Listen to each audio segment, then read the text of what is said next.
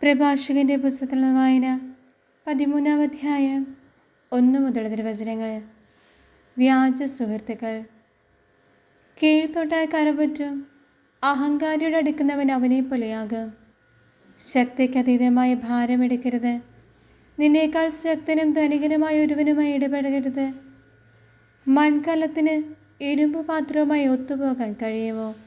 മൺകലം അത് തട്ടി തകരുകയില്ലേ?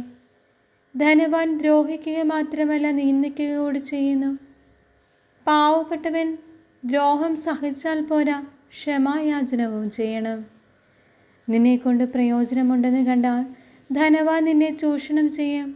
എന്നാൽ നിനക്കാവശ്യം വന്നാൽ അവൻ നിന്നെ പരിത്യജിക്കും. നിനക്ക് വകയുണ്ടെങ്കിൽ അവൻ നിന്നോടുകൂടെ കാണും. കൂസലില്ലാതെ നിന്റെ വിഭവങ്ങൾ ചോർത്തിയെടുക്കും. നിന്നെക്കൊണ്ട് ആവശ്യമുള്ളപ്പോൾ അവൻ നിന്നെ വഞ്ചിക്കും.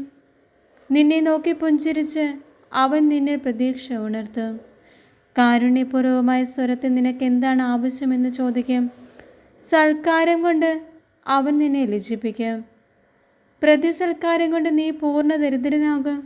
അപ്പോൾ അവൻ നിന്നെ അവഹേളിക്കും, നിന്നെ പുറന്തള്ളുകയും തലകുലക്കി രസിക്കുകയും ചെയ്യും. വഞ്ചിക്കപ്പെടാതിരിക്കാനും ഭോഷത്വം മൂലം നിന്ദിക്കപ്പെടാതിരിക്കാനും ശ്രദ്ധിക്കുക. പ്രബലന്മാരുടെ ക്ഷണം സ്വീകരിക്കുന്നതിൽ വിമുഖനായിരിക്കുക. അവർ വീണ്ടും വീണ്ടും ക്ഷണിച്ചുകൊണ്ടിരിക്കും. തള്ളിക്കയറരുത്, പിന്തള്ളപ്പെടും. വളരെ അകന്നു നിൽക്കരുത്, വിസ്മരിക്കപ്പെടും. അവരോട് സമത്വഭാവത്തെ വർദ്ധിക്കരുത്.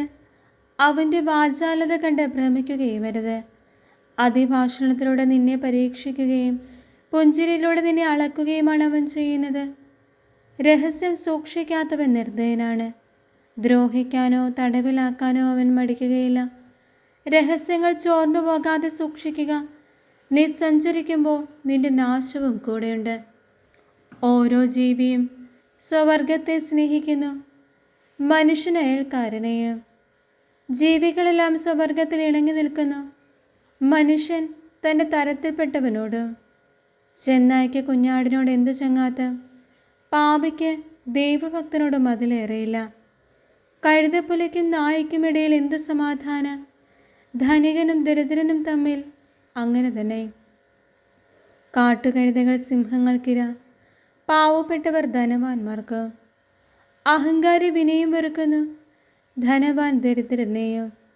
ധനവാൻ കാലിടറിയാൽ സ്നേഹിതന്മാർ താങ്ങും, പാവപ്പെട്ടവർ വഴുതിയാൽ കൂട്ടുകാർ അവനെ തള്ളിയിടും. ധനികന് കാൽ പിഴച്ചാൽ വളരെ പേർ സഹായിക്കും. അവൻ പറയുന്നത് അനുചിതമായാലും അവർ ന്യായീകരിക്കും. എളിയവൻ വീണാൽ അവർ അവനെ ശകാരിക്കും. അവൻ ബുദ്ധിപൂർവ്വം സംസാരിച്ചാലും അവർ ഗൗനിക്കുകയില്ല. ധനവാൻ സംസാരിക്കുമ്പോൾ എല്ലാവരും നിശബ്ദരായിരിക്കും, മാനം മുട്ടിപ്പുകഴ്ത്തും. ദരിദ്രൻ സംസാരിക്കുമ്പോൾ ഇവൻ ആരെന്ന് അവർ ചോദിക്കും. അവന് കാലിടറിയാൽ അവർ അവനെ തള്ളിയിടും. പാപവിമുക്തമെങ്കിൽ സമ്പത്ത് നല്ലതു തന്നെ. ദൈവഭയമില്ലാത്തവൻ്റെ ദൃഷ്ടിയിൽ ദാരിദ്ര്യം തിന്മയാണ്. ഹൃദയത്തിലെ നന്മയും തിന്മയും അനുസരിച്ച് മുഖഭാവത്തിൽ മാറ്റം വരും. പ്രസന്നവദനം ഹൃദയസന്തുഷ്ടിയെ വെളിപ്പെടുത്തുന്നു. ആഴമേറിയ ചിന്തയിൽ നിന്നാണ് സുഭാഷിതങ്ങൾ രൂപം കൊള്ളുക.